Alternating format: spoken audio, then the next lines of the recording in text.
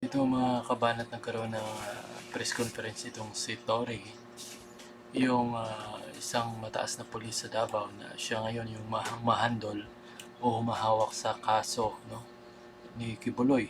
At yun nga, pinaghahanap nila, pinaguhuli, at marami, no, mabigat yung binitawan yung salita laban kay Kibuloy dito mga kabanat. Parang ang dating sa akin nga kapag pinanood nyo itong video na ito, parang mayroong personal, no? Parang personal na galit yung dating Parang sa kanyang mga statement kasi sa kanyang press conference, makikita mo na parang may personal. Parang sa tingin niya, parang sa tingin niya, itong si Kibuloy ay parang masahol pa sa Parang akala mo, ang kaso ba? Parang napakataas, sobra-sobra ba talaga yung parang ang kaso ni Kibuloy, parang tawag nito, parang threat talaga sa bansa pag nagsalita siya dito mga kabanat. So panoorin nyo ito. Maaaring ibang-iba sa nakita nyo sa nakaraan. Sapagkat ito ay hindi basta trabaho lamang ng isang pulis o iilang pulis. Ito ay kasaysayan sapagkat ginagawa natin ang mga bagay na maaring magiging basihan ng iba pang mga gawain sa hinaharap. Ang ating mga kababayan ay nakatingin sa atin. At ako'y naniniwala na sinusuportahan nila tayo. Huwag kayong maniwala sa propaganda ng SMNI. Sila-sila lang ang nag-uusap dyan kasama ang iilang trolls na nakikinabang din sa pananamantala ni Apollo Kibuloy. Sinasabi nila na milyon-milyon sila buong mundo. Pero nasaan ang milyones nila nung isang gabi? Hindi nga nila napuno ang plaza na sa ating pagtaya ay nasa 2,500 lamang ang upuan. This is despite na nalaman natin na sila ay naghakot pa ng mga tao galing Bukidnon at Surigao para umattend sa kanilang event. Kahit sa live broadcast nila, ito ay hindi may pagkaila. Ang peak views ay 1,700 lamang ang nanood sa kanila sa buong mundo. Kung buong mundo man ang pinanggalingan ng 1,700 na ito, wala ang 8 milyon. Ikumpara nyo sa mga comments ng ating mga kababayan sa mga shows ng mainstream media. Overwhelming ang suporta na ating natatanggap. Sapagkat nararamdaman natin na nasa likod natin sila. Gusto nilang magtagumpay tayo. Gusto nila ng hustisya na naaayon sa proseso ng batas at korte at hindi sa labas nito or extrajudicially. Naiintindihan ng ating mga kababayan na nais nila na makamit ang tunay na hustisya. Hustisyang kailangan nating magpasakop lahat. At ito ay pinapatakbo ng ating mga korte. At ang unang hakbang para masimulan ang hustisyang ito ay ang pagrespeto sa warrant of arrest sa pamamagitan ng mapayapang pagsuko.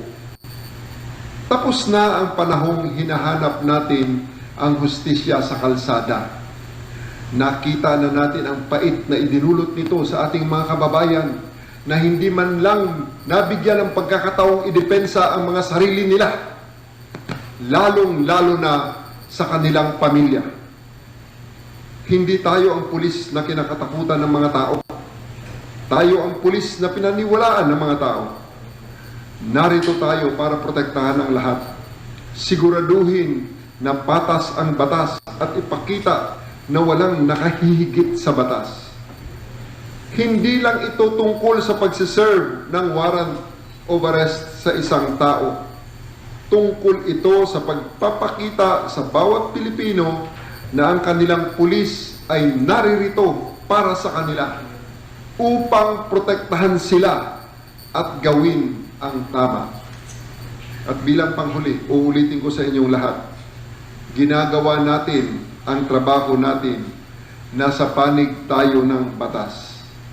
Kung sa hinaharap magreklamo man si Apollo Kibuloy laban sa atin. Iisa ang depensa. Tayong lahat ay ginagawa lamang ang trabaho natin at higit sa lahat para sa inyo. Lahat kayo ay sumunod lamang sa utos ko. Bilang Regional Director, ako at ako lamang ang responsable sa lahat ng ito. I am taking full responsibility in everything and anything that you do. Kilala ako ng mga taong nakasama ko na noon. Hindi ako nang iiwan ng tao. I don't throw my people under the bus to save my own skin. May isang enkwentro ako noon sa Fairview, Quezon City, tanghaling tapat, December 14, 2005. 4 ang namatay sa isang 300 square meters na lote at 16 ang inaresto namin. Nag-file ng harassment case at natapos lamang ito noong 2017 or after 12 years. Pero lahat kami ay exonerated at na-promote din. Kaya magpangatatag tayo. Humugot tayo ng lakas sa kaalaman na mahalaga ang ginagawa natin. Tayo ay gumagawa ng magandang ehemplo para sa lahat. Kapag nahuli natin ang taong ito at mahuhuli natin siya, malalaman ng bawat Pilipino na pwede silang magtiwala sa ating na gawin ang nararapat. Magpatuloy tayo. Ipagmalaki natin ang ating ginagawa at tapusin natin ito at ipakita sa mundo kung ano ang ibig sabihin ng pagiging pulis para sa Pilipino. We're almost there. Gawin natin ito ng sama-sama.